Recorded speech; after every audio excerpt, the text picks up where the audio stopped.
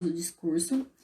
Eu acho que é importante enfatizar que, em relação ao ensino de língua portuguesa hoje, a gente teve uma evolução, não sei se posso chamar de evolução, mas a gente teve uma mudança em relação ao como a gente foi ensinado. Então, a princípio, a gente era ensinado com sílabas, né? Acho que a maioria de nós, essa parte silábica, partindo do menor para o maior, então, primeiro uma sílaba, depois uma palavra e aí um texto.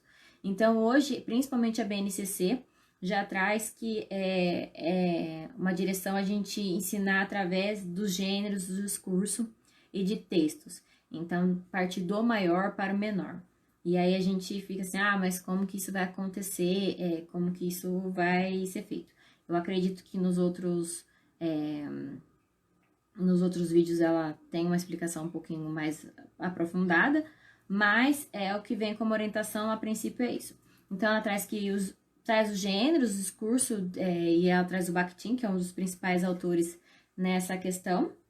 Então, o Bakhtin, ele é o principal autor que fala sobre os gêneros do discurso. E aí ela vem falando que é uma atividade humana ligada a todo o texto oral ou escrito. Então, a gente sempre usa um gênero em qualquer situação que a gente vai conversar. Então, se é uma aula, eu vou usar um tipo de texto oral. Se é uma conversa informal, eu vou usar outro tipo de gênero. Então, que os gêneros hoje, ela traz assim como se fosse uma coisa mais comum. E não só aqueles gêneros que a gente já tem conhecimento como texto dissertativo, conto, fábula. Então, ela traz um pouquinho como se fosse mais abrangente. E aí ela fala que os gêneros é justamente isso. Tem um tema, tem um estilo e uma estrutura dentro dessa questão do que a gente vai falar, de como a gente vai exportar. Depende também para quem a gente está falando. Então, isso é muito importante. E aí, ela vem falar um pouquinho como que é o trabalho com os gêneros. Então, ela fala que tem um gênero que vai estar em foco durante as aulas de língua portuguesa e um gênero que vai ser a visitação. Então, o que ela quer dizer com isso? Não é porque você escolheu um gênero para trabalhar que você não pode trazer um outro gênero numa história, num momento de leitura. Então, esse seria o gênero de visitação. E ela fala que esses gêneros, a visitação e o foco podem oscilar. Então, aquilo que você trouxe primeiro como visitação, mais tarde, quando você acabar de trabalhar aquele gênero seu que era o foco, você trabalhar com ele, em pôr ele como foco e trazer outro gênero como visitação, ou um gênero que você já trabalhou para relembrar os alunos, então, daquele gênero. E aí ela traz um pouco da sequência didática. Quem já trabalha um pouco, principalmente no estado, já tem um entendimento um pouco maior do que seria essa sequência didática. Mas, para simplificar para vocês, seria basicamente um projeto. Só que a sequência, ela tem uma questão de ser uma ordem mais gradual, então de partir de coisas mais simples para mais complexas, então, e ser um conjunto de atividades, o que também acontece no projeto, mas ela basicamente, ela segue essa estrutura de você ter um conjunto de atividades. Então, e o que parte também mais ou menos do princípio do projeto. Você primeiro vai ter uma conversa inicial, vai ver qual é o tema que aquelas crianças têm interesse, vai ver qual o gênero que eles já têm um pré-conhecimento. Então, partir do que mais ou menos as crianças já conhecem para depois trazer coisas novas ou diferentes. E aí, ela traz bastante a questão de encaixar as normas da língua portuguesa. Então, se você vai começar a trabalhar um gênero, você tentar trazer a questão de pontuação, acentuação, todas as questões de acordo com a idade, do que seria o objetivo daquela idade, para dentro daquele gênero. Então, é importante, quando for fazer a sequência didática, ter as questões, os objetivos bem traçados. Então, principalmente na escola ou a coordenação pedagógica vai trazer para vocês, então, quais seriam os objetivos da idade. Então, um primeiro ano, o objetivo nosso é sair alfabético, ou o objetivo é saber saindo uma pontuação específica, saber as crianças saberem colocar o ponto final, onde tem que pôr o ponto final, ou produzindo pequenos textos. Então, cada um vai ter esses objetivos. A gente tem alguns objetivos que basicamente são comuns, né? Então, mais ou menos as escolas vão ter um objetivo no primeiro ano, no segundo, no terceiro, no quarto e no quinto. Então, isso é importante. E também vai ter uma questão dela, fala da como você vai avaliar. Qual vai ser a sua avaliação em relação a isso? Aí ela fala de uma produção diagnóstica. Então, o que seria essa produção diagnóstica? Então, de acordo com o seu objetivo. Então, se o seu objetivo era, a princípio, eles formarem pequenos textos relacionados a contos, então você começaria a colocar, você avaliaria quando ele formasse um pequeno conto, e aí você faria essa avaliação de acordo com os seus objetivos. Então, meu objetivo a princípio era que eles soubessem fazer, ter as frases concretas, né? Uma coisa, usar objetivos concretos, tendo, substantivos concretos. Então, você observaria isso dentro da produção textual dele. Então, isso seria uma produção diagnóstica. E aí, ela vem falar um pouquinho sobre a produção, a revisão e a reescrita, que isso é muito importante, principalmente na língua portuguesa. Então, primeiro você deixa eles produzirem, depois você corrige e tem uma revisão com eles, e aí tem uma reescrita desse mesmo texto, para eles terem essa compreensão até do que errou. E essa questão também é muito ligada na autoavaliação, que ela traz um pouco sobre a lista de controles. Então, quando você vai fazer você faz sua avaliação e o aluno vai fazer a própria autoavaliação dele. E aí, dentro dessa autoavaliação, o professor vai definir perguntas ou critérios que ele acha que o aluno tem que se avaliar naquele texto. Então, vai ter, uma questão o título. Então, o título é chamativo? Ou se for, por exemplo, um texto jornalístico, o título é chamativo? O conteúdo do texto é informativo? Então, essas questões, fazer essas perguntas para o aluno, e aí ele vai ler o texto dele e tentar encontrar as respostas dentro daquilo que o professor, ele programou. Então, isso seria uma lista de controle, que hoje tem esse nome, lista de controle, essa questão de autoavaliação. E aí ela vem falando um pouco mais sobre textualização, que é muito importante partir. Isso já é uma tendência não tão nova, a questão de partir de um texto, tentar sempre essa construção e sempre dentro de gêneros. Então, por exemplo, nos primeiros anos, o que eu sempre vi as professoras trabalhando foram fábulas, contos curtos, porque na verdade os contos mais complexos ficam para o quinto ano, por conta da quantidade da leitura, né? Porque às vezes você pega um conto, por exemplo, da Cinderela, ele é bem extenso. Então, ele fica mais pro quinto ano, porque essa leitura é um pouco mais densa. Então, essa questão de trabalhar com textos, e principalmente nos primeiros anos seria essa questão de fábulas mesmo, né? Aí vem um pouco depois o texto argumentativo, aí depois já vem o texto informativo, e assim vai indo essa produção. Quem eu acho que tiver interesse em prosseguir, em dar aulas do ensino fundamental, eu acho que principalmente por questão da língua portuguesa é importante ter uma gramática. E aí, a gramática que eu indico, que eu tenho, chama Segala. Posso até depois passar o nome para vocês mais certinho. Ela é um pouco cara, mas mais para frente, quando vocês estiverem trabalhando, lembre-se dela. E aí, se vocês tiverem condições de adquirir, tenham ela, porque ela traz bem explicadinho todas as questões das normas da língua portuguesa. E aí, isso é muito cobrado. Ter dentro do gênero textual que você escolher, trabalhar as normas da língua portuguesa. Então, não sei se eu consegui explicar bem para vocês o que seria isso. Então, é mesmo pegar um gênero textual e dentro desse gênero textual trabalhar tudo o que você precisa. Mas eu preciso trabalhar primeiro a alfabetização. Então, você vai ler um texto para essa criança, e seria uma sugestão, né? Você lê um texto para essa criança, e aí você vai pegando pequenas palavras, mostrando para ela os significados, quais são as letras que fazem parte, e aí, se você é uma professora que trabalha com sílabas, você tenta falar um pouco das sílabas. Se você trabalha com o método fônico, aí você vai falar o som mesmo, né, daquelas letras, naquela palavra, e assim vai construindo, então, uma sequência. Pensando em prática, são dois conceitos fundamentais que ela deixa, que ela falou bastante, mas ela não dá, o primeiro ela não dá esse nome, né?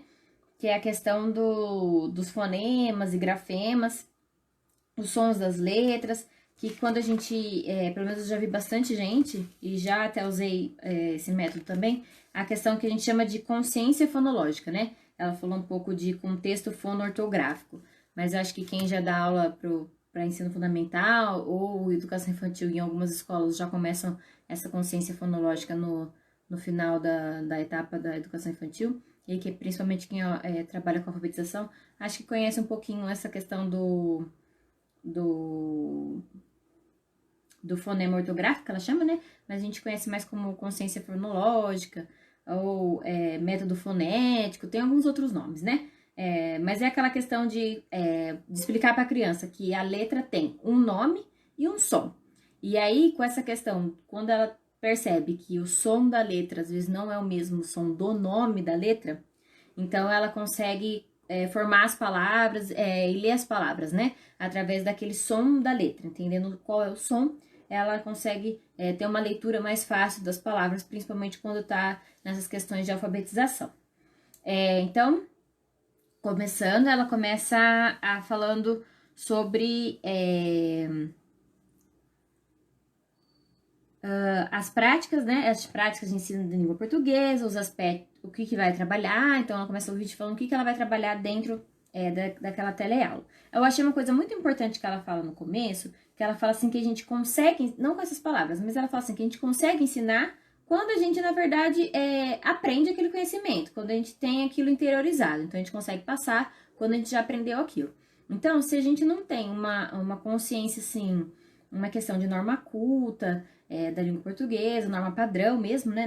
Nem a norma culta, é a norma padrão da língua portuguesa, a gente não consegue passar para as crianças se a gente não conseguir entender as regras gramaticais, não conseguir entender a morfologia das palavras. Então, é importante a gente, quando for preparar a aula, porque eu sei que é muito difícil agora falar assim, Camila, agora eu vou parar e estudar a língua portuguesa a fundo. Não tô falando para você fazer isso. Mas quando você for preparar a sua aula e a gente for trabalhar com palavras específicas ou com algum tema específico, dá uma relida naquilo, dá uma estudada para você entender e aí você vai conseguir passar de uma forma mais fácil também para as crianças, né?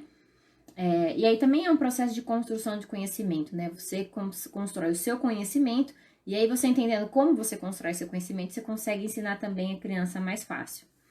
E aí ela vem falando um pouquinho, essa tela ela vai falar um pouco, a aula passada ela falou de gêneros textuais, então trabalhar a partir de gêneros, e aí textuais, e hoje ela vem falar sobre um pouco da compreensão progressiva, que eu particularmente, eu conheço mais, eu já trabalhei mais assim, trabalhando do menor, das questões menores, não que eu não trabalhe textos já com as crianças pequenas, mas trabalhar de questões menores para maiores. Então, isso é o conhecimento progressivo, você começar do menor para uma frase, começar da sílaba para a frase. Então, particularmente, eu conheço um pouco mais isso. Claro que trabalhando junto com os gêneros textuais, trabalhando dentro do texto, isso. Mas é uma metodologia que eu conheço um pouco mais. Até mesmo a metodologia que eu acabei de falar para vocês de consciência fonológica, também é uma coisa que eu já vi bastante professoras trabalharem, já trabalhei também e acredito que dá um bom resultado. Principalmente em relação à leitura, ela dá um bom resultado em alfabetização. Então, quando você pega aquela criança que não consegue ler, ou mesmo a turma que está iniciando essa fase de alfabetização, é muito legal essa questão da consciência fonológica, você explicar para ele a diferença do som da letra, pro nome da letra, então é muito legal. E e essa questão da consciência fonológica entra numa compreensão progressiva, porque você parte do som da letra para depois o som da sílaba e o som da palavra. Então, ela é um conhecimento progressivo. Aí ela vem falando que a língua portuguesa é basicamente trabalhada em sistemas, então tem o sistema alfabético, o sistema ortográfico. Isso são conhecimentos, assim, que eu acredito que vocês tenham que entender para a prova, mas a gente, no dia a dia, a gente acaba aplicando isso mesmo, assim, corriqueiro. Você não para pra pensar, agora eu tô trabalhando num sistema mais alfabético, mais ortográfico. você acaba, acaba os dois, acaba trabalhando os dois juntos, né?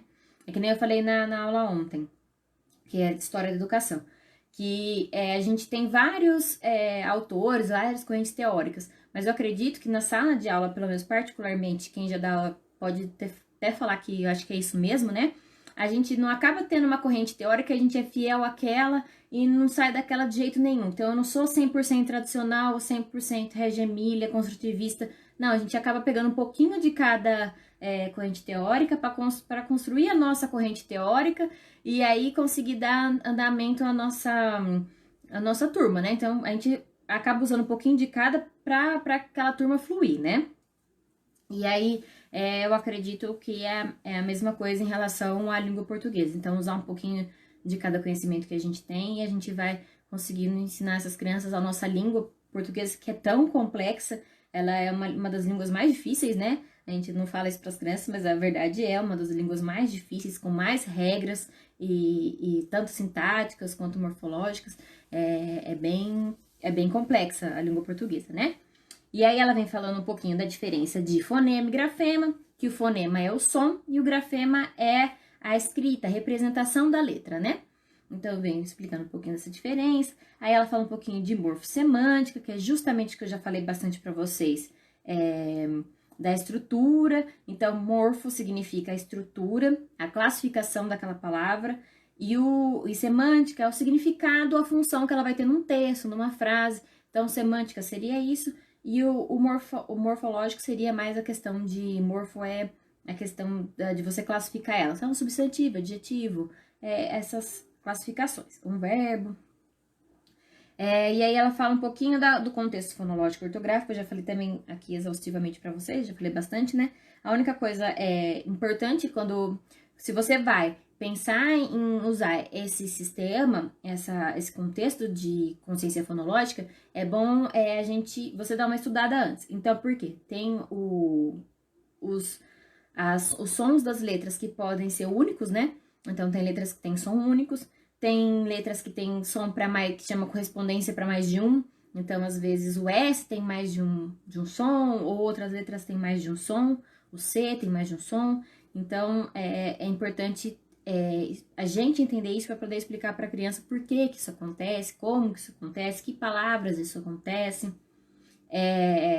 E aí também a questão de relações de ocorrência. Então, às vezes numa palavra vai ser um som, às vezes em outra palavra vai ser outro som. Eu busco sempre, se eu vou ensinar uma letra que tem mais de um som correspondente, ensinar os 2 sons, os 3 sons, enfim, ensinar mais de um som que tem, porque daí a gente percebe que ela começa aquela coisa da tentativa e erro. Então, ela vai tentar ler aquela palavra, ela põe primeiro um som, depois outro som, e aí qual que der certo, ela encaixa. Eles são muito espertos para isso, né? Eles conseguem muito entender essas variações. Até mais facilmente que os adultos, né? Eles conseguem entender essas questões que ali pode ser isso ou ali pode não ser isso. Aquele som específico. Aí ela vem falando a diferença de norma culta e norma padrão. Então, a norma culta é aquela que a gente utiliza mais em meios que a gente é dito como cultos, né? Então, acadêmicos, palestras ou algum meio que a gente considera que tenha bons falantes da língua portuguesa, então a gente usa uma norma culta. A norma padrão, ela é a norma realmente, a norma modelo nossa. Então, é a gramática, é aquela norma aquelas palavras que gramaticalmente estão certas, corretas. Então, isso é uma norma padrão da língua portuguesa, que é basicamente o que a gente ensina na escola. A norma culta e norma padrão, geralmente elas andam bem juntas. Mas a norma culta é mais você entender que é aquelas palavras que você vai fazer um discurso ou você vai falar com palavras um pouco mais rebuscadas da língua portuguesa. A norma padrão é você falar corretamente aquela palavra, ou falar aquele texto corretamente. E é isso que a gente ensina basicamente nas escolas. Aí o segundo ponto que ela toca muito e persistentemente na aula é a questão do preconceito linguístico. É uma questão muito importante, para quem trabalha sente bastante isso, a questão do preconceito linguístico na sala de aula. E aí ela vem falando que o preconceito linguístico tem a ver com os valores sociais, também regionais. Então, como o Brasil é de extensão continental, né? A gente tem estados que são mais ricos e estados que são mais pobres. E aí, essa questão do preconceito linguístico tem muito a ver com isso, né? Então, estados que são mais ricos, aquela forma de falar, aquele sotaque mesmo, né? É mais valorizado. E aí, às vezes, quem tem um sotaque ou vem de uma região que talvez seja um pouco mais pobre, ela sofre um preconceito por conta da sua fala, do seu sotaque na hora da fala, né? Então, ela fala muito sobre a questão do preconceito linguístico. Inclusive, as duas situações, problemas que vão ter no vídeo é relacionado a preconceito linguístico. É falando como combater esse preconceito linguístico. E aí, depois do preconceito linguístico, ela fala sobre os aspectos textuais. Aí ela vem falando do parágrafo, o que é um parágrafo, o que consiste em ter um parágrafo, então quer ter uma ideia principal e desenvolvida, composto por mais de uma frase ou de uma oração. E aí dentro do parágrafo tem a questão da paragrafação e da paragrafação progresso. Então a progressão. Então tem a progressão textual e a progressão temática dentro do parágrafo. Então o que é a progressão textual? É a coesão, é a coerência, é você usar os conectivos dentro daquele parágrafo para poder entender. Então, contudo, portanto, isso é a questão textual. Questão temática é a ideia em si mesmo. Então, o que aquele parágrafo quer dizer? E aí, dentro da progressão temática, você tem, ou você pode ter uma ideia linear, que ela começa falando um pouquinho e aí depois você vai descrevendo essa ideia. Então, você vai crescendo dentro daquela ideia, né? Um tema constante, então que você vai ter um tema, mas você vai ter várias ideias dentro daquele mesmo tema. Um tema subordinado ou tema subdividido. Mais ou menos a mesma coisa. Então, você tem um hipertema, um tema muito grande, e dentro daquele tema você vai desenvolver pequenos temas com ideias que se complementem.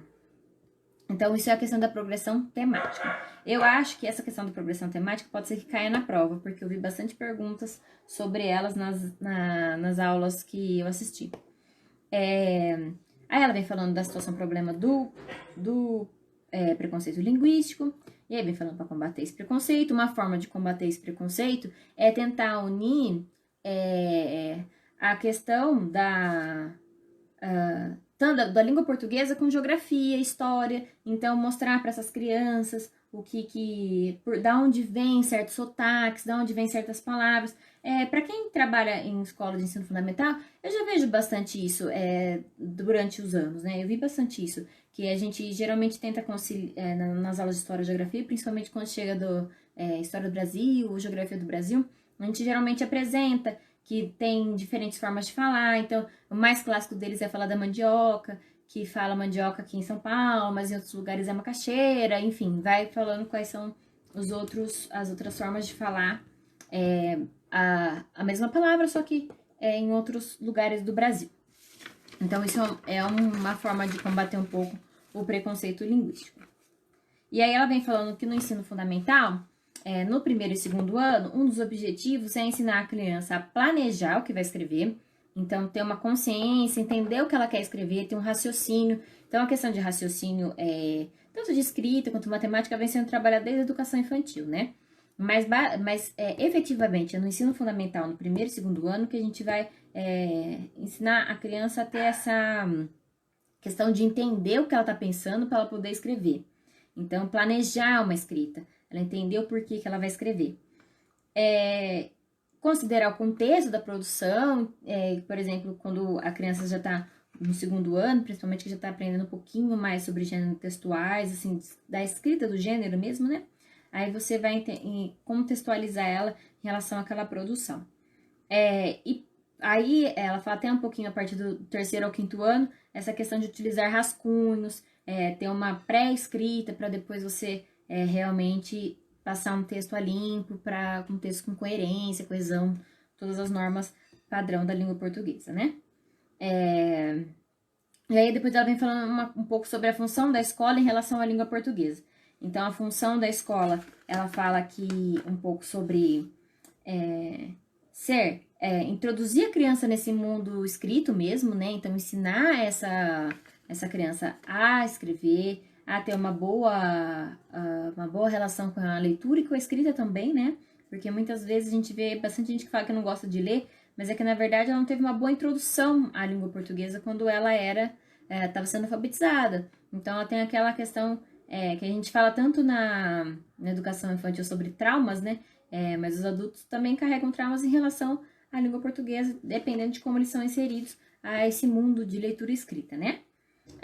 Aí fala que é função da escola valorizar as variações linguísticas, então as variações da língua, tanto em questão de regionais, quanto questões mesmo familiares, observar, ensinar a norma padrão, nossas funções estão na norma padrão da língua portuguesa, enquanto escola, e respeitar os sotaques. E aí ela fala uma coisa muito importante que, enquanto professores, a gente tem que se atentar muito. É diferente a gente corrigir uma palavra que a criança está pronunciando de forma errada e corrigir sotaque. São duas coisas diferentes. Então, criança que tem o R puxado, criança que tem o S puxado por conta do sotaque é uma coisa. Agora, a criança está pronunciando a palavra errada ou escrevendo a palavra errada, aí a gente tem que intervir, sim. E é claro, mas isso não só em relação à língua portuguesa, eu acho que tudo que a gente vai ensinar na escola tem que ser de uma forma suave, sem constranger aquela criança ou aquele adulto mesmo que a gente estiver ensinando, né? Então, eu acho que isso não é só para a língua portuguesa, é para qualquer questão que a gente vai ensinar. Então, isso são as funções da escola, que ela traz principalmente na fala dela, né, a professora. E aí ela vem falar um pouco do trabalho com análise da linguística. Então, que é analisar a gramática, as vertentes que você tem para analisar um texto, que é a leitura do texto, a produção do texto e analisar a linguística dentro do texto. Então, isso é análise linguística. Você, além de escrever, ler e analisar as normas gramaticais que tem dentro daquele texto. Depois ela vem falando um pouquinho sobre trazer textos para as crianças que fazem sentido para elas, né? Então, não adianta trazer só... É claro que a gente tem que trazer textos diferentes, isso eu acredito muito nisso. Muitas correntes teóricas falam que a gente tem que trabalhar sempre com o que é palpável para a criança, então algo que é do convívio dela, que ela vai entender, eu acho isso super importante, mas eu acho importante também trazer coisas diferentes, né? Então, trazer coisas que a criança não vai ter acesso se não for na escola.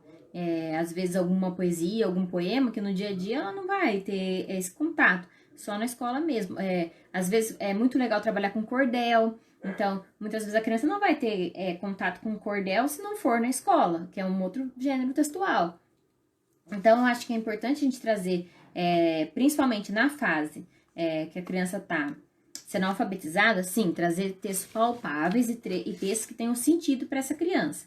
Mas eu acho que um texto diferente também pode ter sentido para a criança de alguma forma, quando você dá um significado para aquele texto. Então, se você está fazendo um projeto, trabalhando em história sobre a região norte, por que não trazer o cordel, norte e nordeste, trazer o cordel para a língua portuguesa, para trabalhar na disciplina de língua portuguesa? Tentar trabalhar de uma forma sempre integrada, né?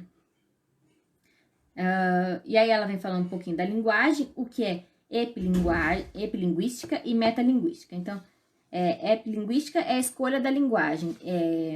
Então, você escolheu a forma que você vai falar, a forma que você vai transmitir aquele contexto. E metalinguagem é você usar a linguagem para explicar a linguagem. Então, quando a gente usa a linguagem, que é, por exemplo, o que eu estou fazendo agora, explicando o que é a gramática, o que está dentro da gramática, o que não está. Então, isso é uma metalinguagem. Se perguntar na prova o que é metalinguagem, isso é você usar a linguagem, a forma escrita ou oral, para explicar a língua portuguesa, para explicar a linguagem em si. Então, isso é metalinguagem. Aí vem falando um pouquinho da situação problema de novo, falando sobre preconceito, então conhecer as variações linguísticas que tem no Brasil, conhecer as variações linguísticas dentro da língua portuguesa. E aí ela vem falando que tem a última pergunta, né? Que é geralmente aquela pergunta que eles dão um tempinho para pensar, que fala qual a postura do professor frente a um cenário de preconceito linguístico. O que vocês pensam, e eu também, no caso, estava assistindo, né? Em relação a preconceito linguístico, o que a gente tem que fazer quando a gente observa um caso de preconceito linguístico? Mesmo antes dela responder, eu acredito que e aí eu acabei confirmando isso na fala dela depois, né? Que o preconceito linguístico, ele acontece muitas vezes por falta de informação. Então, quando a gente, principalmente com as crianças, né, a gente vê bastante isso. Então, eu falo assim, professora, ela tá falando aquela palavra errada. Uma falando de outra criança, ela não sabe, ou ela... Aí ela já começa as questões de ofensa. E aí explicar para as crianças que não, que às vezes o que a pessoa está falando é uma variação da mesma palavra, ou do mesmo objeto, ou enfim, é uma outra forma de chamar as coisas, né? E aí eu acho que é falta de conhecimento, então, da outra criança. Então, levar esse conhecimento. É claro que sempre que a gente observar que está tendo uma questão de preconceito linguístico, ou qualquer outro tipo de preconceito também, né, enquanto professor, interferir, mas não de uma forma pejorativa com a outra criança, né? Tentar interferir de uma forma suave e que a criança entenda o porquê você está interferindo e entenda o que você está querendo explicar, né? Acho que não adianta a gente só também falar para a criança, não faz isso tá errado, e brigar com ela e não explicar para ela o porquê, né? Por que aquilo não é correto, por que deveria ser de outra forma. Então, acho que isso também é muito importante quando a gente pensa em relação à postura de professor. A Fernanda perguntou se eu vou deixar gravado. Eu sempre tenho deixado gravado, então na hora que eu coloco lá para terminar aqui a live, eu deixo para compartilhar, que eu acho que é importante. Se vocês quiserem depois rever, entrar de novo para dar uma olhada no que eu falei, tentar, às vezes até anotar, né?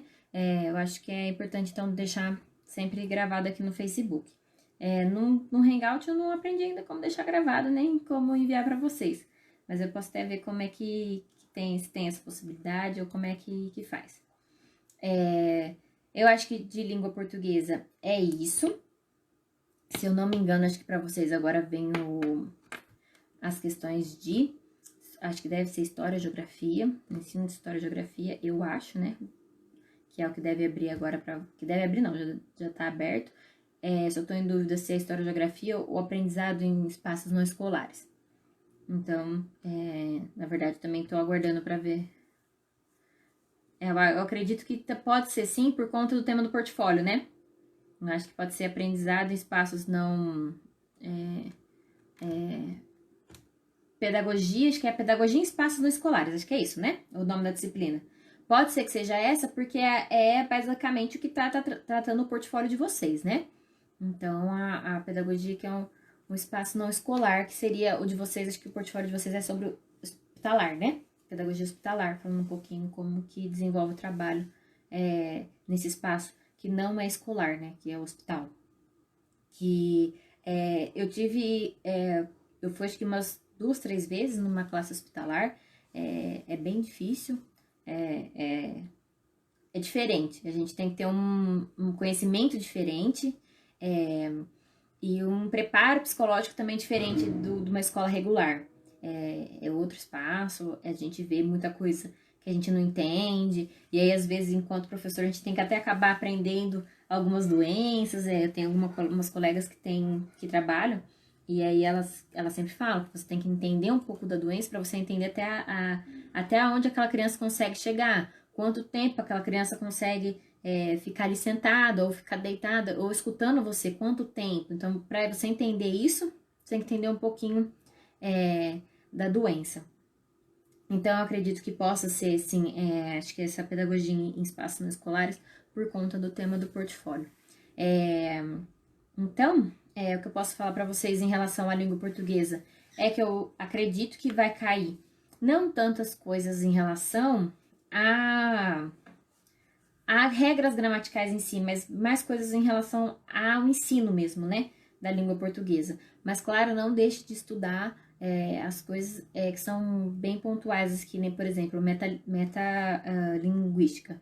Eu acho que isso pode ser uma coisa que caia, então, tentar dar... e é uma coisa mais pontual, né, é uma regra da língua portuguesa. Então, entender um pouco, eu acho que provavelmente não vai cair aquelas questões mas assim, vai dar uma frase para vocês analisarem. Eu acho que isso não, acho que vai cair mais relacionado ao ensino mesmo, né?